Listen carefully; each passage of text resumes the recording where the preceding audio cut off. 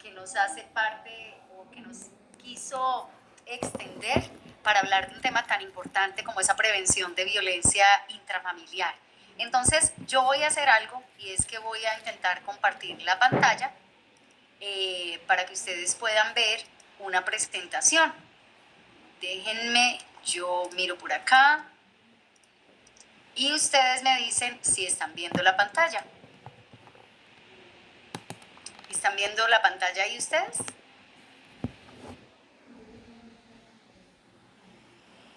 Margarita, ¿me confirma si están viendo la pantalla?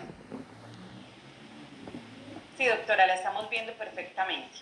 Perfecto, entonces ahí le pusimos en modo presentación. Pues estoy presentando con una plantilla de la gobernación porque justamente estoy como directora de la Oficina de la Mujer del departamento. Mi nombre es Alejandra Cortés, como lo decía Margarita, soy directora de la Oficina de la Mujer y la Equidad de Género del departamento de Risaralda, pero adicionalmente soy comunicadora social y periodista, especialista en comunicación organizacional, y he tenido esta bendición de Dios de poder estar al frente de esta dirección. No es sencillo, porque cuando uno empieza a enfrentarse a los temas de género, pues descubre unas realidades difíciles, unas realidades duras que muchas veces lastiman el corazón y que a veces rebosa la capacidad de respuesta institucional. ¿A qué me refiero con el tema de capacidad de respuesta institucional? Voy a mutear aquí la cámara, que creo que funciona mejor. Aquí se ve que estoy en la gobernación todavía. Les digo que el tema de violencia intrafamiliar rebosa un poco la capacidad institucional, la capacidad de respuesta, porque son tantos casos, son de tantas maneras, que a veces como instituciones no sabemos cómo hacer frente a la totalidad de los casos, porque esto es un fenómeno en nuestra región, pero también en nuestra ciudad, en nuestro departamento, en nuestro país, pero también en muchos países del mundo. Entonces es una problemática fuerte que ha requerido de que el trabajo lo hagamos en equipo. Les digo, superar el tema de la violencia intrafamiliar no lo va a superar toda la gobernación de Risaralda, no lo va a superar la alcaldía de Pereira, no lo va a superar la defensoría, no lo va a superar, bueno, como todas estas entidades que tienen que atender casos de violencia de género. Es un problema que debemos superar entre todos, porque se genera desde muchas vertientes, se genera desde muchos orígenes, pero sobre todo yo les voy a hablar a través de unos cifras, les voy a hablar uno de los orígenes de la violencia intrafamiliar. Entonces yo voy a ir pasando aquí las diapositivas para mostrarles a ustedes esto. Entonces, pues hablando de esta escuela de padres, esa fue la invitación hermosa que enviaron desde la institución educativa Santa Sofía en Dos Quebradas, escuela de padres virtual, programa de prevención de la violencia intrafamiliar. Ahí está el nombre mío y esta citación a esta reunión. Entonces yo quiero empezar con estas cifras para que nos hagamos idea de qué estamos hablando y de qué estamos hablando cuando empezamos a hablar de violencia intrafamiliar. Dice, con ocasión de la emergencia sanitaria por la pandemia del coronavirus y las medidas de cuarentena obligatoria ordenadas por el gobierno nacional, la situación de violencia contra las mujeres y la niñez se ha exacerbado, es decir, se ha incrementado. La realidad en cifras. El registro de llamadas a la línea 155, que es la línea que registra, la línea nacional a la cual pueden llamar todas las mujeres que son víctimas de violencia de género, la línea 155 se puede marcar desde el fijo de la casa.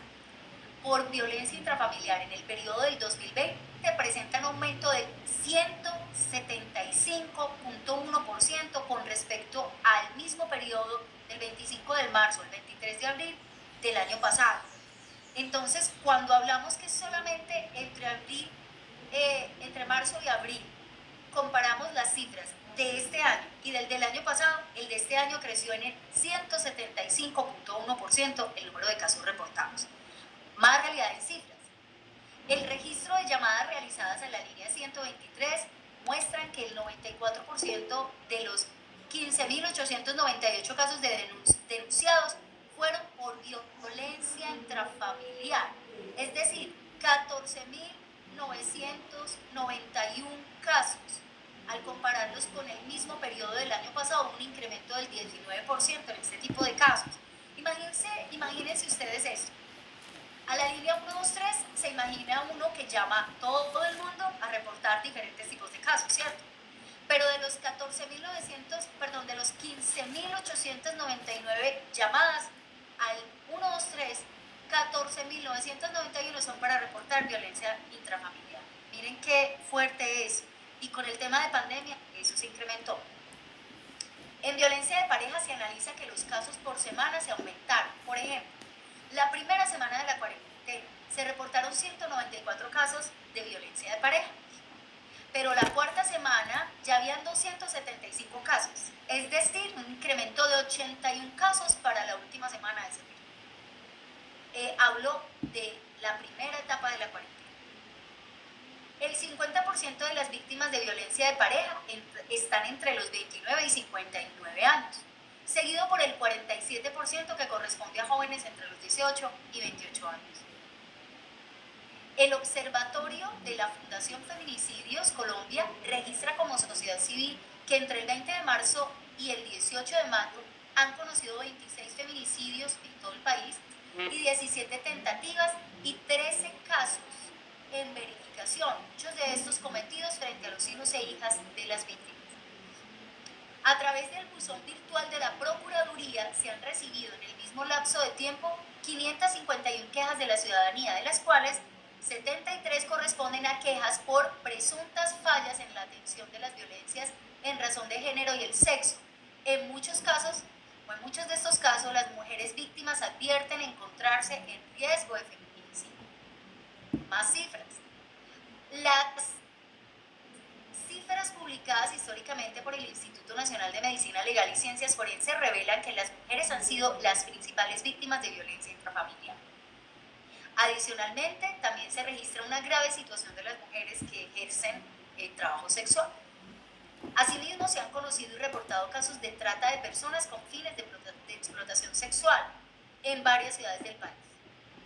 La conclusión podría ser, según estas cifras, que las diferentes violencias en razón del sexo y el género, sumada a una ausencia de prevención oportuna de instituciones fuertes y adecuadas para brindar atenciones en condiciones de dignidad y de grandes dificultades en cuanto al acceso a la justicia, demuestran que los hogares siguen siendo espacios de alto riesgo para las niñas y las mujeres y el origen de la violencia intrafamiliar. Y esto es muy, muy triste. Empecé así la introducción hablando de una manera muy técnica porque algunas de ustedes podrían decir, eso nada tiene que ver conmigo, la violencia intrafamiliar a mí no me toca. Pero si vemos estas cifras nos damos cuenta que a miles y cientos de mujeres en el país sí las está tocando la violencia intrafamiliar. Y qué triste que sea el lugar más inseguro, el lugar de alto riesgo. Y aquí ya vamos a entrar en otra etapa de la conversación, a buscar un poco más qué es lo que está pasando. Y uno ve todo esto y uno dice, Dios mío, pero ¿qué podemos hacer? Y yo quiero felicitar a todas las personas que se han unido a esta reunión, quiero felicitar a la institución educativa, quiero felicitar a Margarita por esta iniciativa y a todas las mujeres que tuvieron que ver con esta iniciativa, a todas las que se idearon esta propuesta y dijeron, ¿por qué no hacemos una escuela de padres y hablamos del tema? Porque es que está un tema muy, muy relevante, está siendo un tema muy grande, está siendo un tema que tiene un alcance tremendo. Y cuando uno ve todo esto, uno dice, ¿pero qué podemos hacer? Y ahí, si ustedes están viendo la diapositiva, aparece unas manos unidas y aparece una letra que dice, o una frase que dice, trabajar en equipo. Y resulta que el tema de violencia, como les decía ahora, violencia intrafamiliar, no es cuestión de una sola persona, una sola institución, un solo grupo, es cuestión de todos. El trabajar en equipo. No sé si algunas de las mujeres que están aquí presentes han oído hablar de la ruta de atención en casos de violencia de género. ¿Han oído hablar de eso? De pronto alguna que quiera abrir el micrófono y decir, sí, yo he escuchado de la ruta de atención. ¿Algunas saben? Por el silencio, intuyo o deduzco que muchas no saben de la ruta de atención. La ruta de atención fue diseñada a nivel nacional para que cuando se reportara un caso de violencia de género, se activara todo el aparato de la justicia en el país para atender esos casos. Es así como hacen parte las comisarías de familia, la policía, por supuesto, también hacen parte la fiscalía, medicina legal, hacen parte la procuraduría, la defensoría, hacen parte también la personería.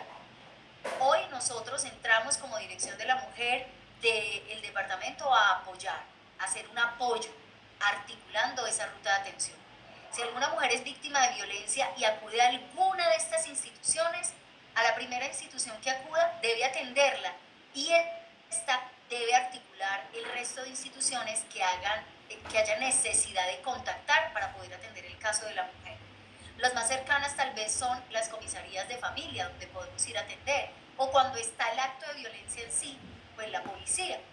Pero hoy se han habilitado líneas porque hay momentos donde las mujeres no pueden salir, y más en este tema de cuarentena, pues era como complicado salir a poner una demanda o una denuncia, pero pueden hacerlo llamando a través de la línea 155, pero la línea 123 también está en el deber y en la obligación de atender estos casos y de atender las peticiones y las quejas de las mujeres. Las defensorías, la personería también ha hecho un trabajo muy importante. Y nosotras en la gobernación no resolvemos los casos, pero siempre empezamos a llamar a todos los que tienen que ver con el tema.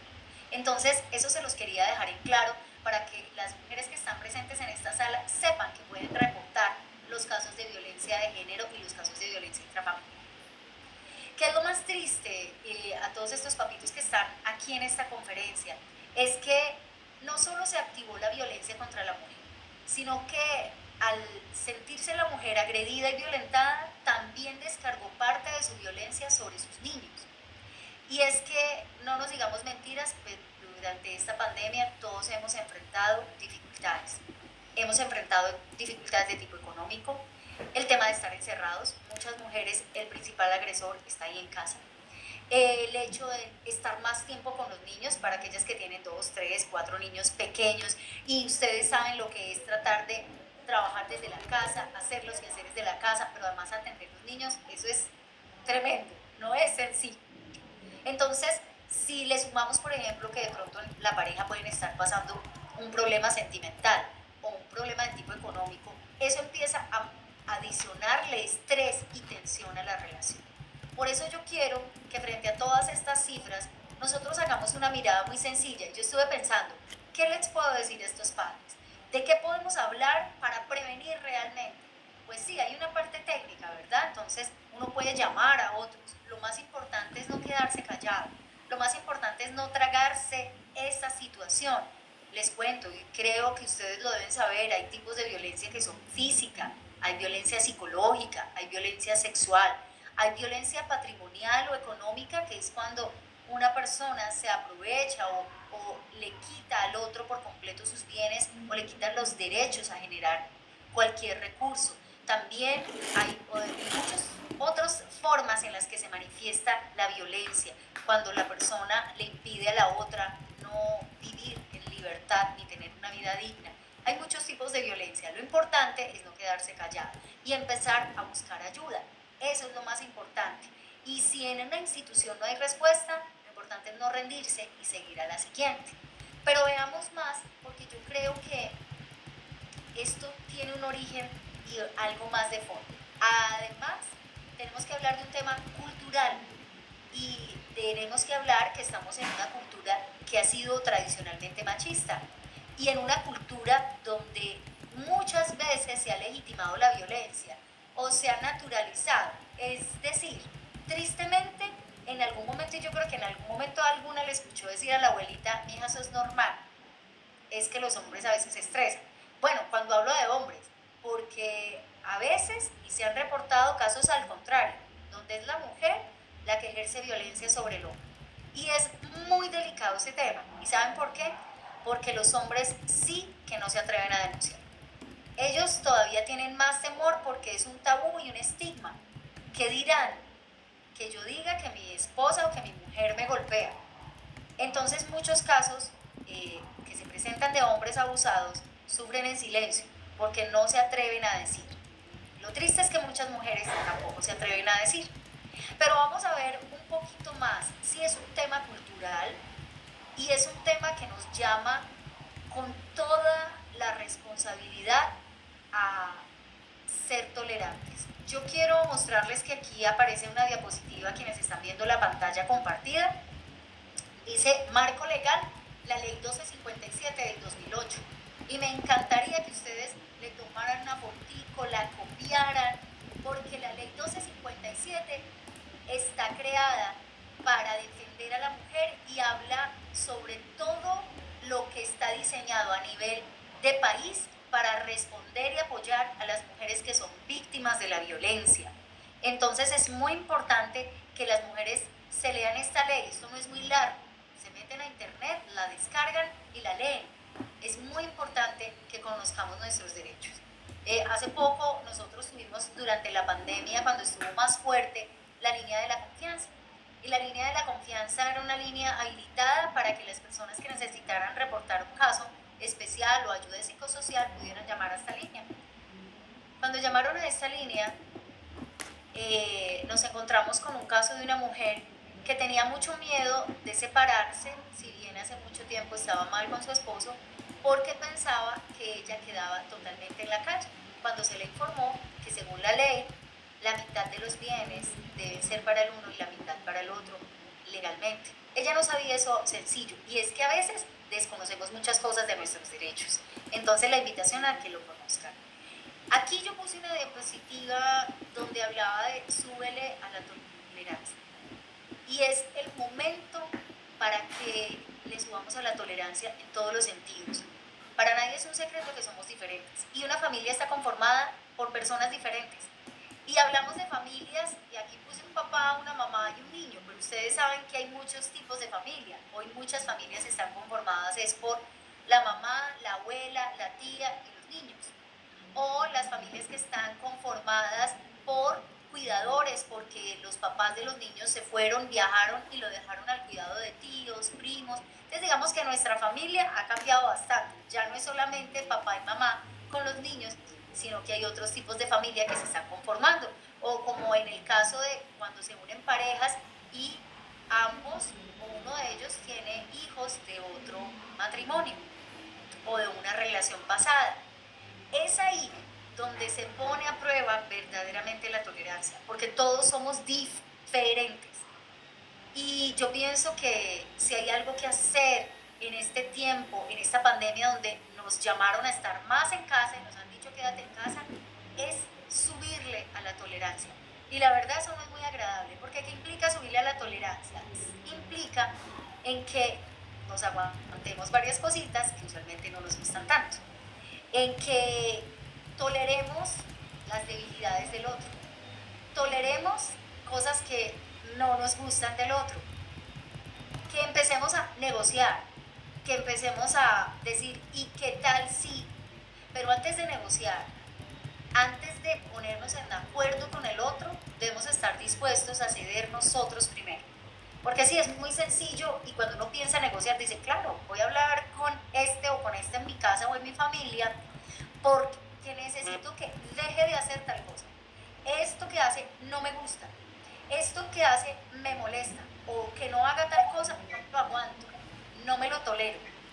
Pero cuando estamos dispuestos o queremos hacer eso, implica que también estemos dispuestos a que nos digan a nosotros qué cosas no les gustan, no toleran o no estén dispuestos, y en ese caso debemos estar dispuestos a ceder. Si vamos a querer que otro ceda, debemos estar dispuestos nosotros primero a ceder. Doctora, perdón, una cosita. ¿Sí? A ver qué posibilidad hay de que le dé aceptar a unos padres que están pendientes solicitando ingreso. Entonces dame un momentico, yo me paso de acá. Qué pena. Sí, aquí estaban algunos esperando por entrar. Es que como estaba compartiendo pantalla, no me dejaba ver las las solicitudes de ingreso. Les doy la bienvenida a las personas que acaban de ingresar. No les había dado aceptar el ingreso porque yo estaba compartiendo la pantalla. Entonces, por eso no había podido darles ingreso. En este momento nos está compartiendo la pantalla a todos Luz Ángela Mora. Luz Ángela Mora quiere que veamos su pantalla. Ah, ya. Yo creo que se le compartió sin querer queriendo. Listo. Entonces, aquí yo voy a volver a compartir pantalla. Denme un momento. Voy a dejar de compartir y voy a volver a una ventana. De nuevo acá. Doctora, Entonces, muchas gracias. Con mucho gusto. Si hay alguien más que necesite o está solicitando ingreso, me tienen que avisar porque desde acá, cuando comparto pantalla, no lo alcanzo a ver. Listo.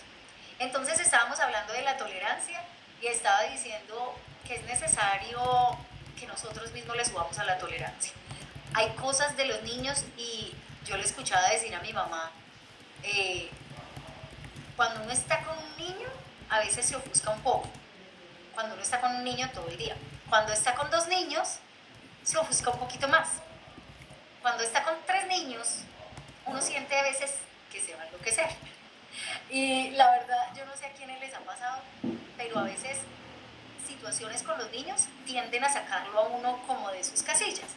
Situaciones con la pareja, ni se diga. Pero es aquí donde conscientemente necesitamos buscar ser más tolerantes.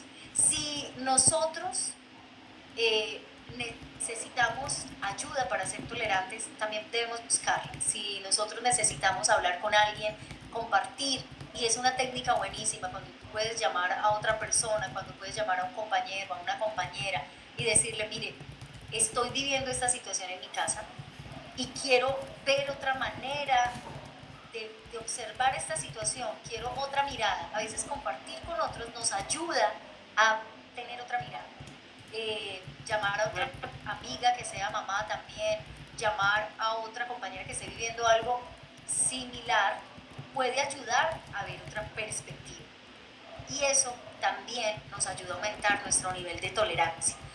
Puede que uno diga, es que no sé qué hacer con estos niños, es que están hiperactivos, es que están cansones, y el llamar a otra persona puede darle una idea y decirle, bueno, ¿por qué no usted más bien los pone a hacer esta y esta actividad? ¿Qué tal? Bueno, pueden ser cosas hasta sencillas, pero nos pueden librar de una explosión de ira. Cuando no estamos conteniendo y no sabemos cómo gestionar una situación que ya nos tiene colmada la paciencia y que para nosotros es difícil, es muy fácil explotar en ira. Y de una explosión de ira a hacer una agresión también es supremamente delgada la línea. Cuando tenemos temas de pareja, sí que necesitamos aumentar el tema de la tolerancia. Sigamos con reconocer tu debilidad, y es muy importante. Cuando uno quiere apostarle a prevenir la violencia intrafamiliar, que es una realidad, debe reconocer que todos los seres humanos somos débiles y tenemos debilidades en diferentes áreas. Yo empecé hablando de cosas fuertes de violencia intrafamiliar porque quiero que tengamos en cuenta 2 cosas. Hay situaciones de violencia intrafamiliar que ya son inminente peligro de muerte. Y esas son las cosas que no se pueden ni conciliar, que hay que llamar y denunciar, que ya se tiene que acudir es a la policía, a una medida de protección. Eso es otra cosa. Pero nosotros en este punto de la conferencia estamos tratando de mirar un poco más profundo en el tema de dentro de la familia. Pero para mirar al interior de la familia, que es donde ocurre justamente la violencia intrafamiliar, tenemos que mirarnos a nosotros mismos. Empieza por uno. Empieza por uno porque a veces es uno el detonante de un problema. Es uno a veces el detonante de un choque, de un roce, de lo que enciende una posible situación de violencia intrafamiliar. Todos tenemos debilidades que hacen que el otro también pierda la paciencia. Debemos reconocer esas debilidades y estar dispuestos a trabajar en esas debilidades. Ahora, hablamos de que todos tenemos debilidades, es que cualquiera de los que estamos aquí en esta sala podemos estar viviendo un tema de violencia intrafamiliar. Y miren, la verdad es que es una de las cosas que más cuesta hablar, que más cuesta decir, que más cuesta reconocer. No a cualquiera le es fácil reconocer, hey, estoy viviendo un problema de violencia intrafamiliar. No cualquiera toma un teléfono o le cuenta a una amiga o se decide a llamar a una entidad que lo pueda ayudar, hey, estoy teniendo un problema, estoy asustado o estoy asustada. Sin embargo, la invitación es hacerlo y a tomar esa fuerza. Cada vez más las instituciones están llamando y preparando sus equipos de trabajo para poder apoyar a las mujeres o a los hombres que son víctimas de violencia intrafamiliar. Pero es importante reconocer que en algún momento cualquiera de nosotros puede estar viviendo una situación de violencia intrafamiliar. O digamos que los que estamos en esta sala, en algún momento en el pasado lo vivimos y sabemos lo difícil que es y sabemos lo duro que es. Entonces, también es reconocer que nos puede pasar, que eso no es de extraterrestres, que no es de gente extraña, que le puede pasar a cualquiera, pero que hay acciones por tomar. Aquí yo puse algo y es ensayar la empatía. ¿Qué es la empatía? Y suena un término muy sofisticado, pero empatía básicamente es ponerse en los zapatos del otro. Por eso puse esa imagen que hay ahí. Y es como de un niño o un jovencito poniéndose unos zapatos de adulto. Pero ¿qué tal si nos ponemos los zapatos de la abuela? Porque hay momentos o hay hogares donde el detonante de una situación de violencia intrafamiliar es un abuelo o es una abuela. Y es muy triste, pero a veces es el detonante. Un abuelo o una abuela con una enfermedad, con una discapacidad, con un tema de demencia senil, y hay muchos hogares así, y eso puede ser un detonante para violencia intrafamiliar y para que una pareja, por ejemplo, lleguen a tener un pleito importante. Entonces, cuando nos ponemos en los zapatos del otro y cuando reflexionamos un poco más, cuando nos tomamos ese momento, es importante porque nos ayuda a ver las situaciones desde otra perspectiva. Yo siempre invito a que cuando uno esté en una situación que lo agobia mucho, haga como cuando uno está en un carro y le pone el freno de mano al carro y dice, un momentico, ¿yo por dónde voy? ¿Y a qué velocidad voy? Este camino por donde voy es el correcto, este es el camino por donde voy, es el que me conduce a la solución. La solución es un castigo cada vez más severo para tus hijos. La solución es cada vez ser más estricto con tu pareja, más implacable, más fuerte. ¿Será que sí? ¿Será que es momento de replantear y de pronto en esta conferencia es el momento para sentarse y pensar, ¿será que la forma en que estoy resolviendo es la adecuada? ¿Será que yo estoy poniéndole más candela al fuego? ¿Será que soy yo el que estoy detonando? ¿O definitivamente estoy en una situación donde hay completa victimización y donde hay un victimario que no quiere negociar, que no quiere hablar, que no quiere disponerse a que las cosas cambien? La mayoría de casos de violencia intrafamiliar se solucionan con conciliación, se solucionan con una intervención de una trabajadora social que escucha el caso y orienta a la pareja en un tema fácil de resolución de conflictos, la mayoría. Cuando llegan los casos a ser ya violencia y a poner en riesgo la situación de una familia, son casos que no son el mayor porcentaje y ya requieren una intervención de otro tipo. Esta es otra diapositiva en la que yo hablo de abrirle el corazón al amor. Y uno podría decir, pero venga un momentito, usted me está hablando en una conferencia de prevención de violencia intrafamiliar y me está hablando de unas cifras así impresionantes, y luego me dice que le abra el corazón al amor. ¿Eso no suena así como muy romántico? Pues quiero contarles que puede sonar romántico, pero quiero contarles que es el camino adecuado y que es la ruta, porque realmente hay cosas que nosotros solo tenemos la capacidad de tolerar en el otro y en los otros cuando hay amor. Entonces yo quiero hacerles una invitación esta noche a abrirle la puerta del corazón al amor, abrirle la puerta del corazón a ese sentimiento que hace que podamos tolerarle los defecticos a esa persona que queremos, que podamos aguantarle ciertas cosas. Y que cuando yo hablo de aguantar ciertas cosas, ojo, que no estoy hablando de aguantar violencia, no estoy hablando de tolerar violencia, yo estoy hablando de esas cosas que nos hacen caer en roces, que nos hacen caer en discusiones, esas pequeñas cosas. No estoy hablando cuando yo hablo, no, es que es una persona que le pega a la otra terriblemente o que golpea a los niños, pero no, ámelo más que con eso tiene para que se mejoren los temas. No, incluso por amor a unos hijos, uno toma también una decisión de frenar un tema de violencia intrafamiliar. ¿Qué tal? Y es que aquí se puede mirar desde dos puntos de vista. Una cosa es cuando yo soy víctima de violencia. Otra cosa es cuando yo soy el que está provocando la violencia intrafamiliar. Otra cosa es cuando yo soy víctima de violencia y descargo esa violencia contra otros. Y digamos que aquí ya tenemos 3 escenarios. Pero para cualquiera de estos escenarios, empezar una ruta de tolerancia, empezar una ruta de amor, funciona. Porque es que incluso el amor nos puede dar la fuerza suficiente para denunciar y para poner fin a un caso de violencia intrafamiliar que nos está dañando y que nos está acabando con la vida. Y yo puse una última diapositiva y yo no quería extenderme mucho porque yo quería escuchar algunas intervenciones. ¿Crees en Dios? Y yo, ¿por qué les hago esta pregunta? Y de pronto algunos de ustedes digan, pero venga, un momentico, usted me está hablando de violencia intrafamiliar y luego me está diciendo, ¿crees en Dios?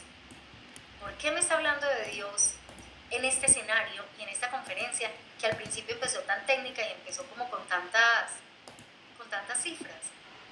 Miren, yo tuve la oportunidad de trabajar en una empresa que se llama Neurocentro. Esa empresa es el Instituto de Epilepsia y Parkinson del Eje Cafetero. Y yo conocí ahí un hombre, una eminencia. Algunas personas de pronto lo conocen, es muy famoso, no solo aquí en Colombia, sino en el mundo entero, y es pereirano, y se llama Hans Carmona. Hans Carmona es un neurocirujano funcional y estereotáxico. Y eso suena así como muy rimbombante, y la verdad es que sí, el tipo es un genio.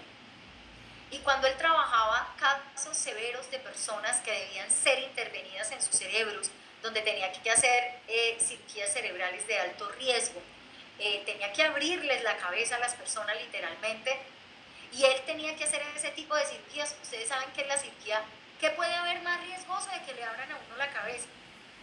Pues es difícil que le abran una mano, el estómago, el corazón, pero que le abran la cabeza, la cantidad de riesgo se dispara.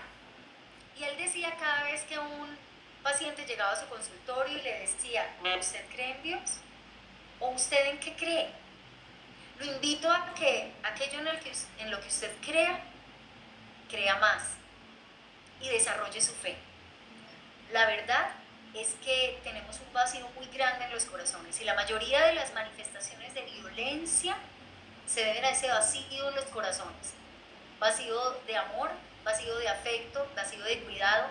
Y no se me olvida que alguna vez yo tuve la oportunidad de participar en un consejo de gobierno del departamento con el gobernador y estaba el ejército y la policía.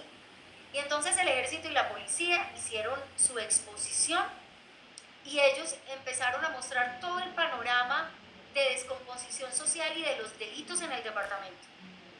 ¿Y cuál fue mi sorpresa cuando habló el comandante de la policía del departamento de Risaralda y dijo, señor gobernador, ¿quiere que le cuente cuál es el origen de tantos índices de violencia y de criminalidad? La descomposición familiar. La mayoría de jóvenes no tiene quien les imparta orden, quien los cuide. La mayoría de jóvenes los cuida la tía, la prima, la vecina. No tienen familia. La mayoría de jóvenes no tienen familia. No tienen quien los dirija, los enrute, se preocupe, los discipline, los corrija, los cuide. Y eso es una situación bastante lamentable y dolorosa. Cuando la familia se descompone, cuando no hay un orden familiar, y como les decía ahora, miren, lo ideal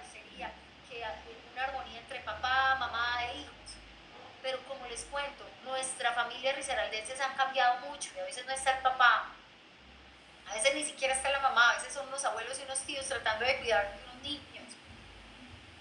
Pero cuando hay valores y cuando hay una fe, por lo menos espiritual, por lo menos un temor de Dios y una intención de diferente en el corazón, entonces las cosas pueden cambiar, las situaciones pueden cambiar, hay una esperanza. Y a mí se me ocurrió ponerles esta diapositiva porque yo recuerdo que este doctor Hans Carmona, y volviendo al tema de este neurocientífico, decía, las personas que tienen fe son las personas que más se salvan, las personas que se sanan.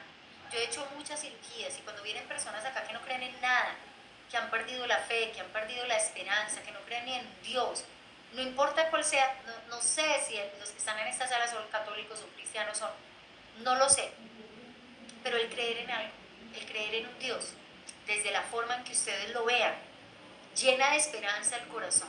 Y cuando tenemos esperanza y cuando algo nos dice que no estamos solos, entonces no tenemos que recurrir a la violencia para descargarnos.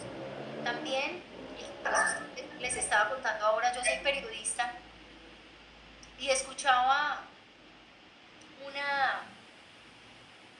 Doctora, perdón, la interrumpo otro momentico. ¿Hay más gente que quiere entrar?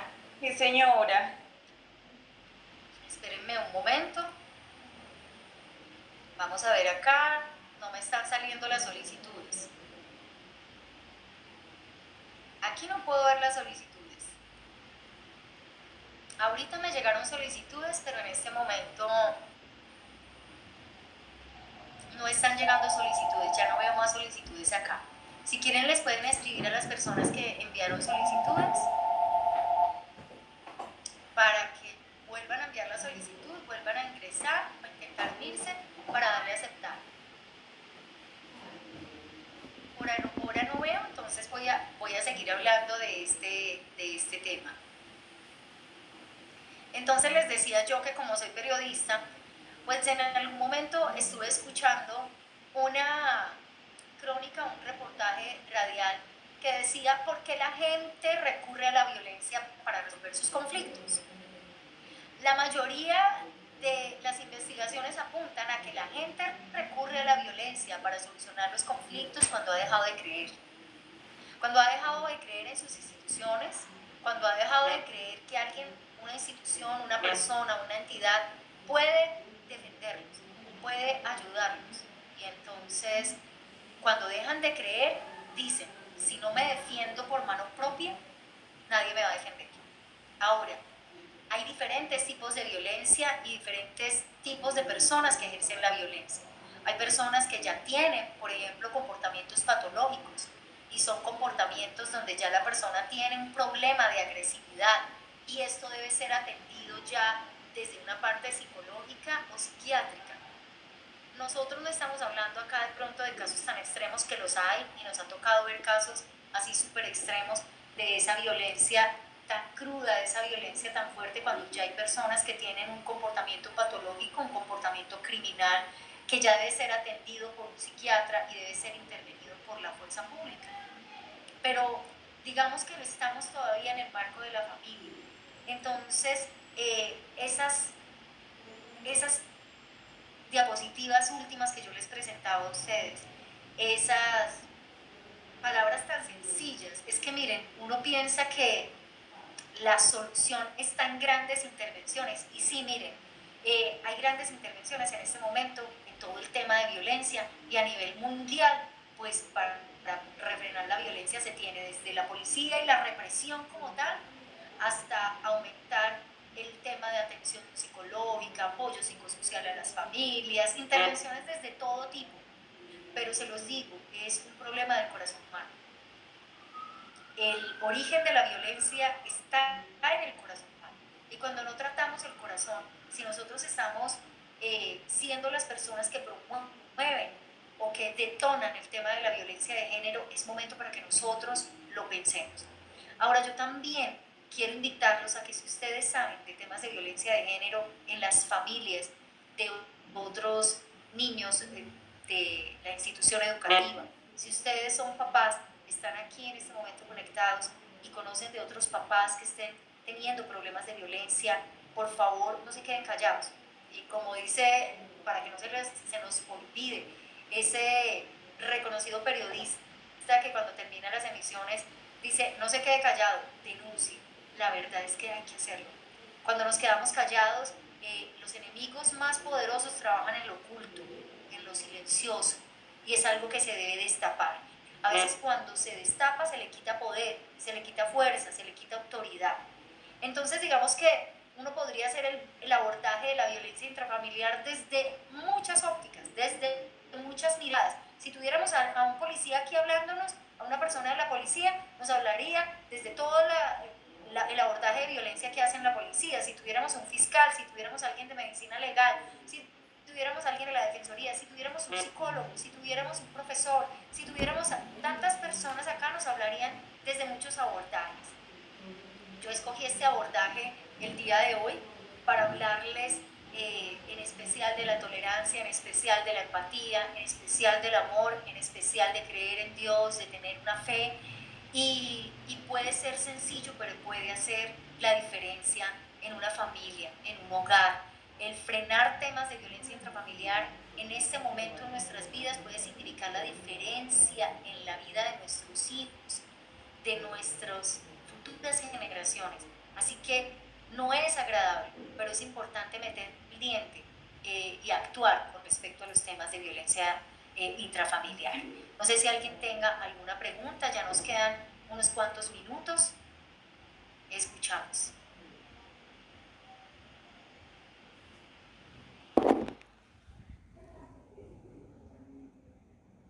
Sí, no tiene